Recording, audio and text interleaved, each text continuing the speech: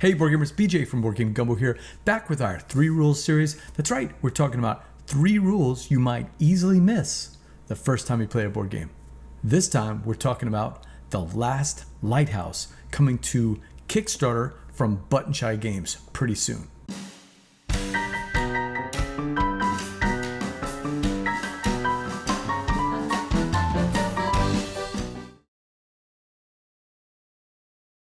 The Last Lighthouse is another 18-card solo game from designer Scott Ames and publisher Button Shy Games. The Last Lighthouse is all about nightmares attacking the world, and it's our job to save it. And we got to protect the world by keeping safe the very last lighthouse. We got to keep that fire burning and keep the lighthouse on. I'll give you a quick overview. The turns are simple. You have an 18-card deck. 2 of those cards are going to be the lighthouse and its health tracker. And then you're going to set out 4 nightmares. On each card, there's the top is a nightmare, and flipping the card around is a trap for you. The 4 nightmares are laid out along in kind of a battle line adjacent to the lighthouse from left to right. And then you'll draw 5 cards in your deck if you're playing the basic game.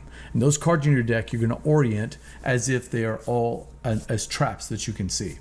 Then on your turn, you can only do one of 2 things. You can either place a card as a trap anywhere in the line, even in between cards, or use the cards that are already in the line to attack the nightmares.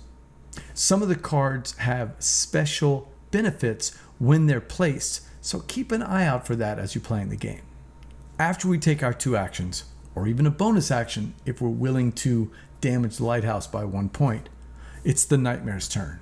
We'll add nightmares to the line, and then the nightmares will attack the closest trap that they can attack, or if there are no traps that they can successfully attack, they'll damage the lighthouse.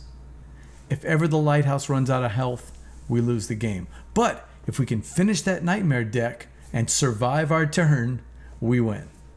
Just like the traps, even the nightmares have some special powers when placed or when defeated. So be careful about those too as you're playing the game. And now I'll talk about 3 rules you can easily miss when you're playing the game for the first time. I know I did. And then I'll talk about the game itself and give you my thoughts.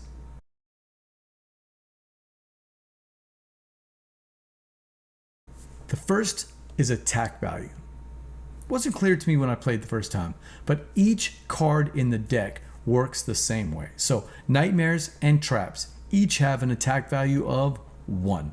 That means that if the nightmare has multiple health, and that's represented by the skulls on the card, you might have to set up trap cards on either side within range.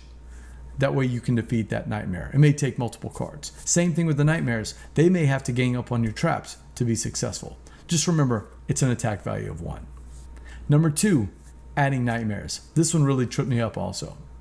At the end of the player's turn, it's time for the nightmares. And what we'll do is we'll add a nightmare to the end automatically every turn, and then we'll check the base of the nightmares. How many nightmares are on there? If there is only 1 or no nightmares, we'll actually add a second nightmare to the line.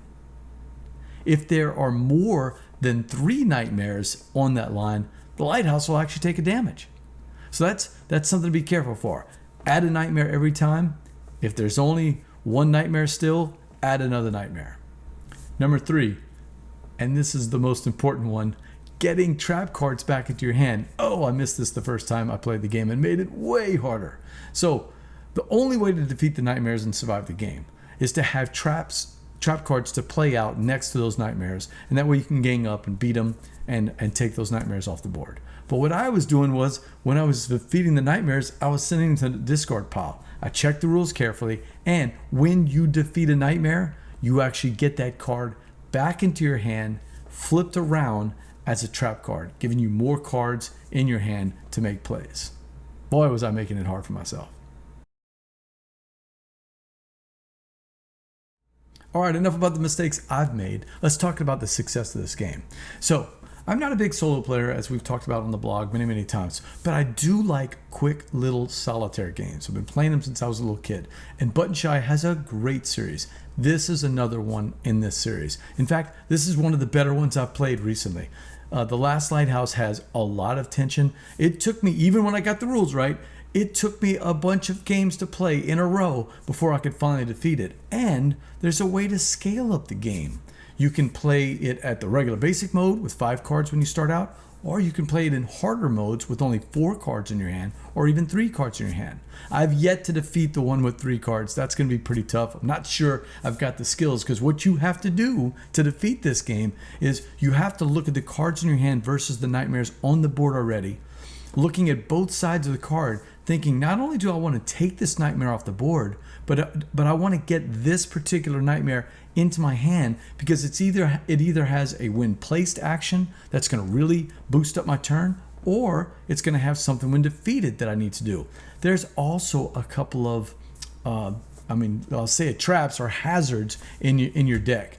You have a couple of cards that designer Scott Ames has placed that, when placed in line, make it really tough for you to either take more nightmares out or for the nightmares to defeat your trap cards. And that sounds counterintuitive. Why would you want the nightmares to take the trap cards? Because that's a way to save points from getting hit on the lighthouse. Remember, during the turn, if the nightmares have one successful attack and they take one of your cards off the board, they don't attack the lighthouse. But if they go through the battle line and they're not able to take out one of your traps, they automatically do a damage, and that can add up really quickly. And to tell you the truth, in the early part of the game, you're going to want to spend 1, maybe even 2 health points taking that bonus action to give yourself 3 actions instead of 2. So you need to save those health points by sacrificing some of your lesser traps. Thanks for checking this out, and until next time, let's say bon temps roulette.